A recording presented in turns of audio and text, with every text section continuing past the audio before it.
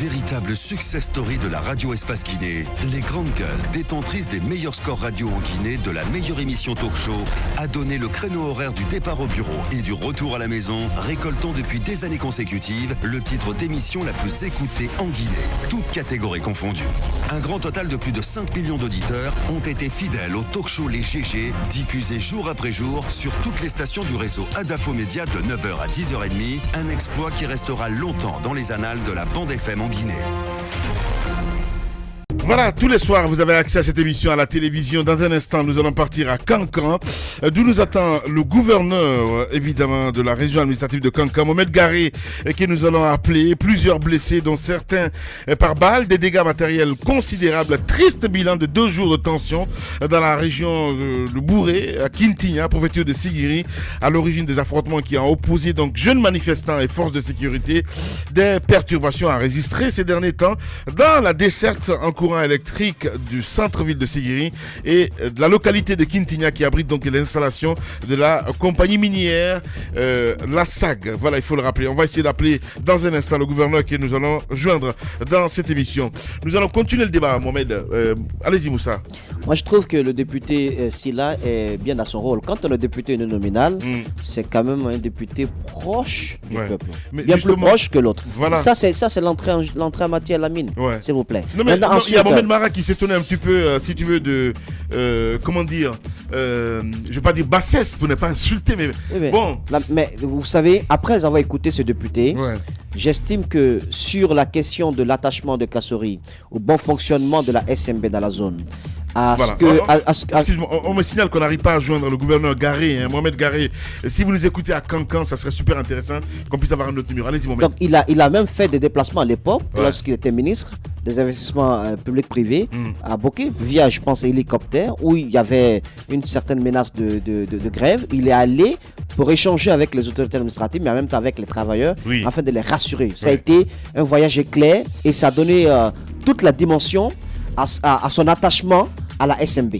Voilà. Maintenant, que cela soit fait et que l'on dise qu'il est donc à la base de la destruction du couvert végétal du côté de Boké, de la pollution et autres, je pense que c'est un peu politique à ce niveau-là. Moi, je peux bien comprendre que les querelles politiques amènent à lancer des flèches juste pour écorcher son adversaire politique. Je peux bien le comprendre. Mais faire porter entièrement le chapeau de la dégradation du couvert végétal au Premier ministre, à Dr Kassori, parce qu'à l'époque il était ministre d'État, je pense que c'est un peu excessif. Maintenant, n'oublions pas que lui, il peut amener des investisseurs, mais lui, en tant que député à l'Assemblée nationale, ils ont aussi une part de responsabilité, parce que ces conventions passent à l'Assemblée nationale. Les conventions passent à l'Assemblée nationale. Et ce n'est pas le CNT qui a agi sur cela. Ce n'est pas le CNT, c'est à leur temps. Qu'est-ce qu'ils ont fait? Est-ce qu'ils ont fouillé et farfouillé? Est-ce qu'ils ont enlevé tous ces manquements liés aux études d'impact environnemental? Est-ce qu'ils ont été assez éloquents, assez exigeants, intransigeants là-dessus en tant que député? Voici d'énormes questions que je me pose. Maintenant, le reste, je pense que c'est un peu sur le terrain politique tout cela. S'il y a un jeu de ping-pong. Voilà, c'est bien dit. Allez-y. D'où justement pour moi en tout cas mon incompréhension quant à cette menace de plainte annoncée par le Premier ministre, parce que quand j'ai suivi ses propos hier, j'ai compris tout de suite qu'on était sur le terrain politique et rien que sur le terrain politique. Qu'on me dise oui, c'est toi en tant que ministre, c'est sous ton magistère que cette société s'est installée chez nous et qu'elle est en train de dégrader totalement l'environnement, donc on te tient pour responsable de cela et surtout en plénière d'une assemblée nationale et que le Premier ministre à la suite de cela veuille porter plainte, je comprends son courroux, je comprends son énervement, mais moi je l'aurais peut-être invité à faire comme il y a quelqu'un qui a tout à l'heure évoqué Lansana Kouyaté. Quelqu'un qui est une personne qui est actuellement ministre dans le gouvernement Alpha Condé, à l'époque, avait accusé carrément Lansana Kouyaté de n'avoir nommé que ses propres parents au gouvernement. C'est pas si vous vous souvenez, le monsieur ne s'était pas laissé démonter. Il avait tout simplement fait la liste des 19 membres de son gouvernement et avait prouvé par A plus B qui n'en était pas Justement. ainsi. Et il avait même... Quand on est à ce niveau, Justement, je pense que il faut éviter... la fébrilité n'a pas de sens. Justement. Honnêtement. Et je dirais même que c'est de la nervosité, mais qui s'explique par quoi, je ne comprends pas. C'est parce qu'on est fébrile. Partout, Ben oui. partout dans les hémicycles, partout dans le monde, vous verrez ce type d'échange. Moi par exemple, à la place de Dr Kassouri hier, j'aurais peut-être volé carrément dans les plumes de ce député, parce que le lieu s'y est à cela. Justement. Je ne veux pas que les gens sortent dans les rues, aller se canarder dans la rue, mais à l'hémicycle, qu'ils se disent ce qu'ils ont à se dire. Parfois, même, on en vient aux mains. Justement, oui, souvent ailleurs d'ailleurs, on en vient aux mains, je ne Ouais. le souhaite pas. Ouais. On a vu ici, il y a quelqu'un qui a eu une idée géniale ici à un moment donné, moi je l'avais apprécié, c'était Ousmane Gawal, je crois qu'il avait amené même des vuvuzelas ici à l'Assemblée pour manifester sa réprobation, mais il en a le droit, il représente le peuple, mais ça c'est une façon pacifique. Maintenant qu'on dise ce qui est dit en plénière, quand je sors d'ici je vais porter plainte, écoutez, il aurait suffi hier qu'il mette ce député-là sur la sellette, en le défiant d'apporter des éléments de preuve, je crois qu'il aurait gagné.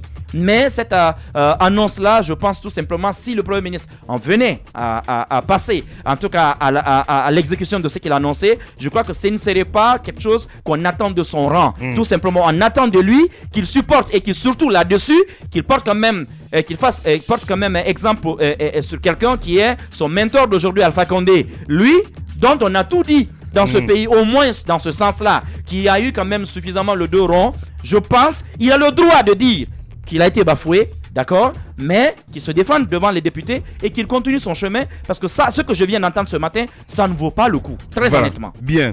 Beaucoup de réactions justement du côté des SMB. Il y a Akumba encore qui enfonce le clou, qui dit la SMB n'a pas de convention du côté de Bokeh. Donc allez, tout ça là, je sais pas, allez-y madame.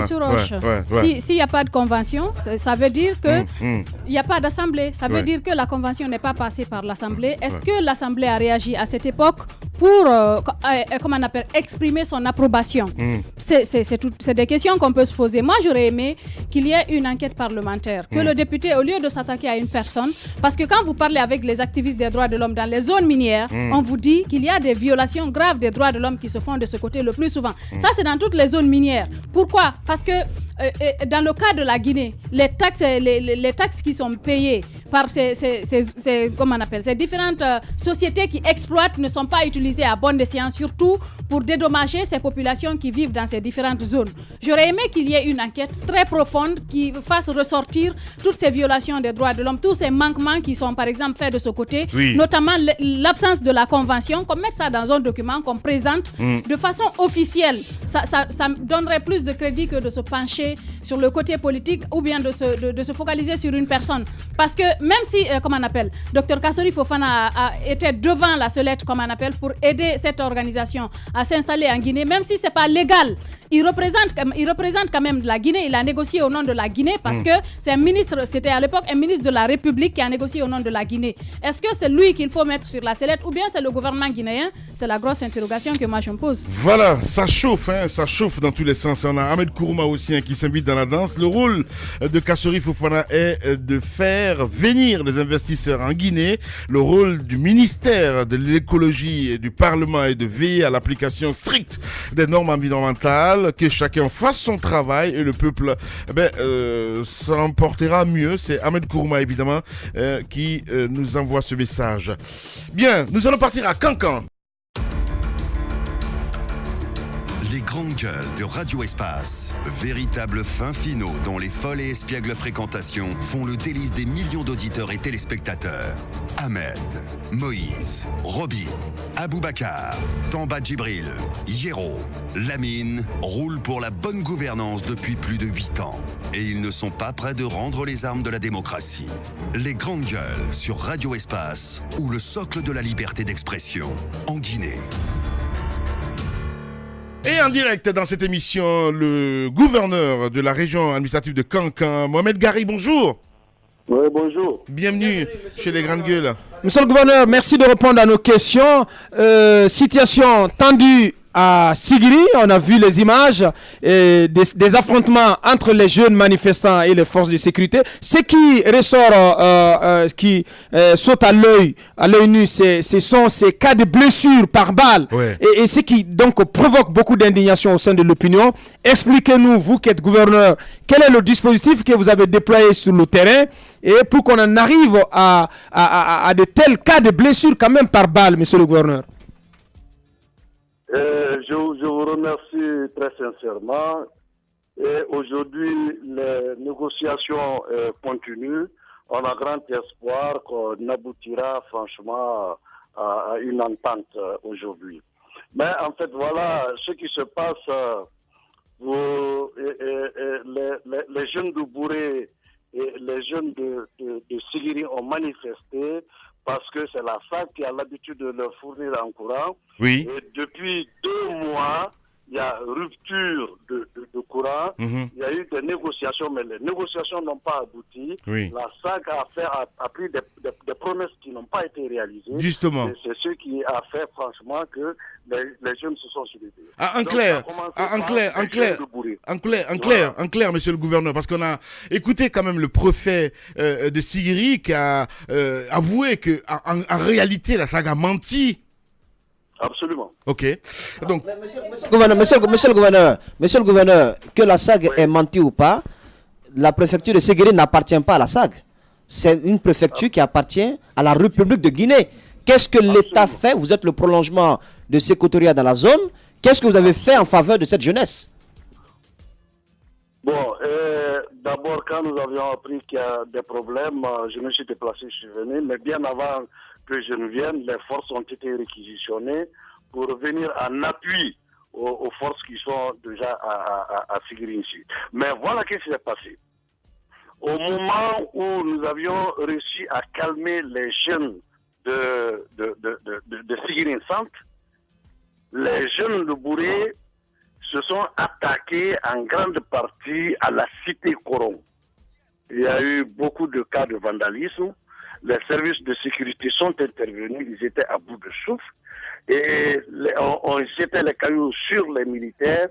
Donc, il y a eu des tirs de sommation et très malheureusement, il y a eu quelques blessés. bien. Il y a eu quelques Donc, blessés et ces blessés aujourd'hui, il y a eu 5 cas de blessés par balle ouais. qui ont pris des balles perdues et ces jeunes aujourd'hui sont évacués sur Bamako, ils sont tous hors de danger. Bien. Donc le calme est revenu depuis la nuit Ouais. et tout le monde a regretté l'acte Ouais. et la population et les manifestants. Ouais. Franchement, tout le monde a regretté l'acte. C'est pourquoi aujourd'hui, tout le monde est motivé pour se retrouver autour de la table et trouver une solution à cette affaire. Bien.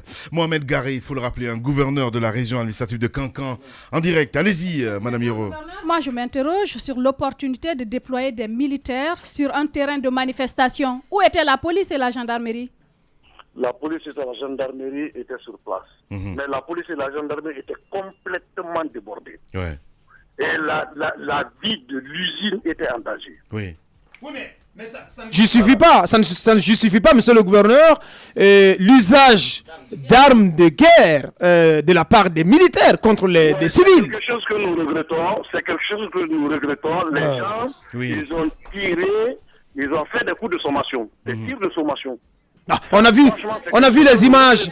Quand vous dites aujourd'hui que la vie des blessés est hors de danger, mais on a du mal à croire parce qu'on a vu des images qui ont été publiées par un site internet de la place, mais des images assez horribles, monsieur le gouverneur. Comment est-ce possible? Bon, je dis que ces gens aujourd'hui sont évacués, les gens ils sont hors de danger. Monsieur le gouverneur, ils nous ont dit qu'ils sont hors de danger, ils sont évacués sur Bamako. Allez-y. Monsieur le gouverneur, ce que j'attends de vous ce matin, c'est un ton ferme à l'endroit de ces militaires qui ont fait usage de leurs armes de guerre contre des civils qui venaient revendiquer, certainement à main nue. Mais dites-nous que vous avez déjà les noms et qu'une enquête est en train d'être diligentée pour les mettre aux arrêts afin qu'ils répondent. Donc, oui, allez-y. Une enquête va être ouverte et les responsabilités vont être situées. C'est ce que je peux vous dire pour le moment. C'est un acte franchement que nous regrettons. Voilà. Merci beaucoup, monsieur le gouverneur Mohamed Garé, et surtout bon courage à vous. Merci beaucoup, merci. Au revoir. Politiciens véreux, fonctionnaires corrompus, promoteurs immobiliers voyous, justice passive. La Guinée devient-elle mafieuse ? Les grandes gueules d'Adafo Média ne lavent pas plus blanc, mais vous permettent de défendre votre pays en vous informant. Avec les grandes gueules d'Adafo Média, dénoncez les turpitudes, nous garantissons le secret des sources. Envoyez vos documents à espacefmguinée.info, rubrique Contact. Les grandes gueules d'Adafo Média ou le socle de la liberté d'expression en Guinée. On va s'intéresser à cet autre sujet. D'ailleurs, à Bakar, nous avons Moïse Filois, c'est bien cela. Voilà, un des responsables donc, de l'usine Toguna. Toguna, voilà, bien. c'est bien Monsieur cela. Filois, bonjour. Bonjour les GG, comment ça va? Merci de répondre à nos questions. On se rappelle l'inauguration en grande pompe de cette unité industrielle donc, de fabrication d'engrais dans le cadre donc, du développement du secteur agricole dans notre pays. Le président Alpha Condé en personne était sur place et en compagnie du Premier ministre malien. Dites-nous, qu'est-ce qui s'est passé pour que votre usine en arrive aujourd'hui à fermer? Merci pour l'opportunité que vous m'offrez pour m'exprimer sur ce sujet. En effet, après l'inauguration, il était très rapidement dit de desservir sur site de l'engrais. Et nous avons travaillé d'arrache-pied, nous avons réussi cela. Et ensuite, nous étions dans une dynamique de préparer la campagne 2017. Et tout de suite, il y a eu un appel d'offres. Et cet appel d'offres, nous étions, après l'ouverture des prix, nous étions pré-indicateurs. C'était un appel d'offres international, je rappelle. Et c'était lancé par le ministère de l'Agriculture. Oui. Alors, lorsque nous nous sommes préparés à envoyer la matière première, au moins 3 bateaux d'une valeur de 40 000 tonnes de matière première, Oui. à la même période, nous apprenons la signature d'une convention de don d'engrais à la République de Guinée, ce qui est tout à fait normal. Cependant, et lors de la signature de cette convention, il a été dit que c'est le royaume chérifien, par le biais de l'Office chérifien de phosphate, l'OCP, qui est notre client, ou qui est notre, si vous voulez, fournisseur de matières premières, qui a fait ce don. Mais ce qui était paradoxal, à la signature, ils ont dit, nous faisons 20 000 tonnes comme don et 80 000 tonnes, là vous achetez. Et tout de suite, c'était compliqué. Alors, on s'est dit qu'il y avait une possibilité que l'État continue à travailler avec nous. Je vais signaler là un point très important. L'engrais n'est pas comme les autres produits sur le marché. Car la matière première coûte excessivement cher et l'État est toujours associé pour subventionner afin que le paysan puisse bénéficier, puisse accéder aux produits. Sinon, c'est compliqué. Alors, on n'a pas compris. On a essayé de faire beaucoup de discussions, beaucoup de négociations pour qu'au moins une partie nous soit acheté, mais malheureusement non. Et je vous informe que nous avons investi en 4 mois près de 5 millions de dollars pour faire cet investissement. Et c'est un investissement de qualité. Et vous avez dit à l'entente, le Premier ministre malien même était là. Toguna a prêté un avion où il y avait plus de 150 personnes. Tous les hôtels étaient saturés. En fait, ça a été fait dans le cadre d'une coopération sud-sud.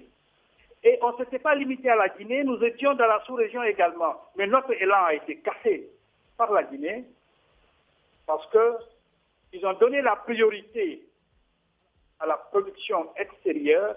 Bien. Alors que nous étions là, Oui. il y avait près de 350 personnes qui travaillaient sur l'usine et tous ces gens-là ont été remerciés parce que les charges étaient devenues énormes et on ne pouvait pas supporter. Attends. Voilà.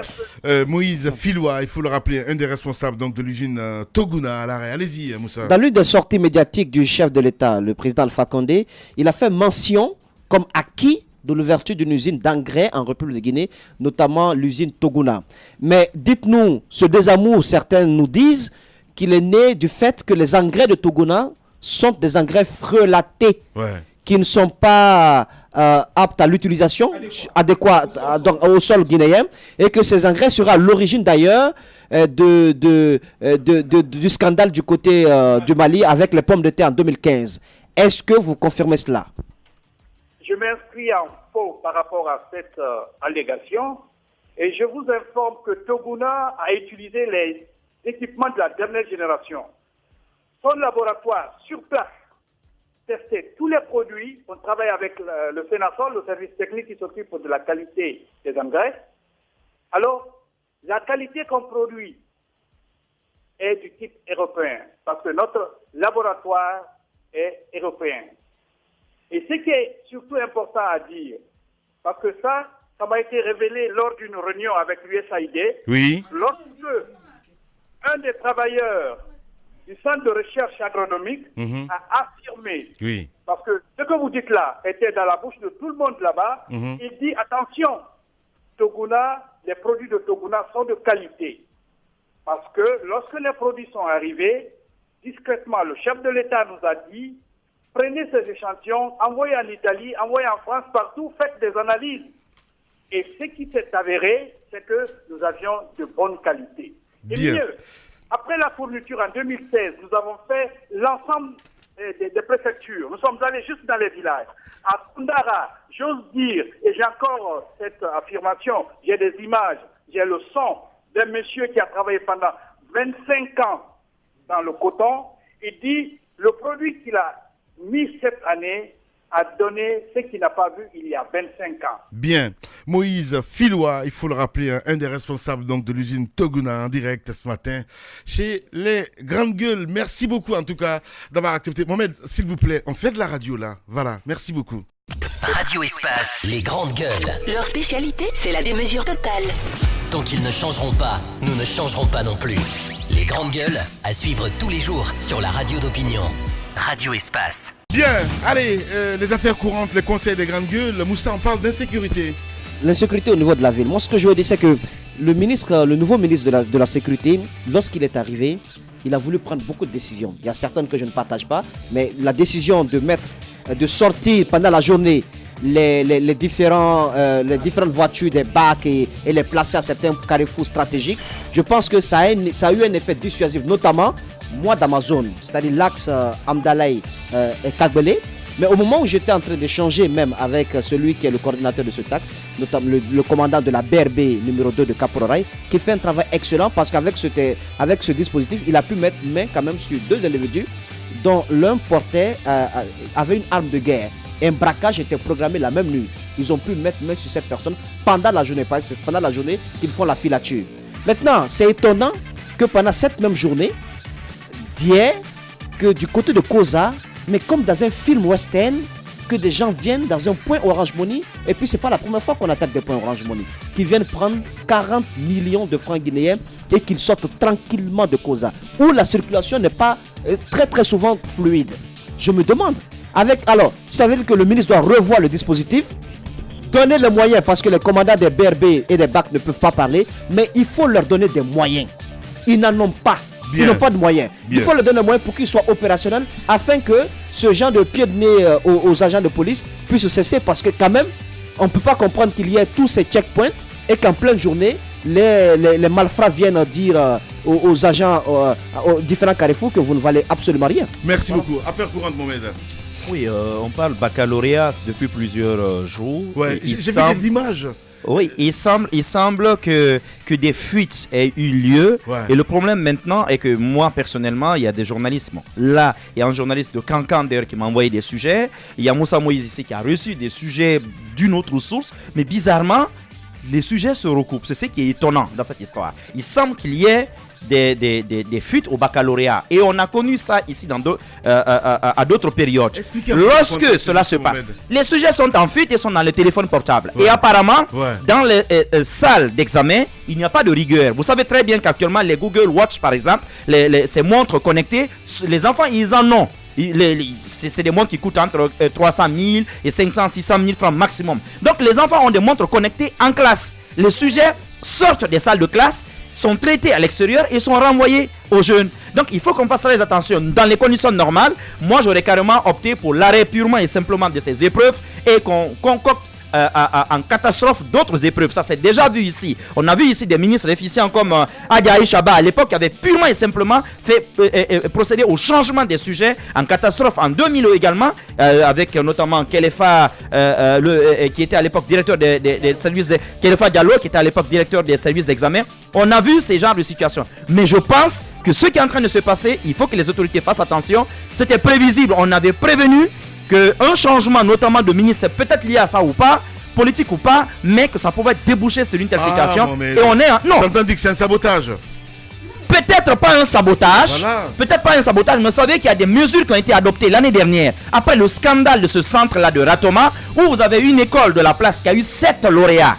Et parmi ces lauréats, vous en verrez parfois 2 ou 3 dans la même salle d'examen. Donc cette année, il y a des mesures qui avaient été prises. On a dispatché les enfants un peu partout à Conakry par ordre alphabétique. Donc on ne regroupe plus les enfants par école d'origine pour éviter les fraudes. Mais on se doutait effectivement qu'une machine de la fraude allait se mettre en branle. Et là, il semble qu'on y est en plein en ce moment. D'autres sujets, madame? D'autres sujets, c'est, comment on appelle cette actualité que vous avez certainement suivie hier du côté de Gomboya, les crimes rituels en Guinée. Wow. Cette fillette de 10 ans qui a été enlevée alors que sa maman lui avait demandé d'aller acheter du sucre.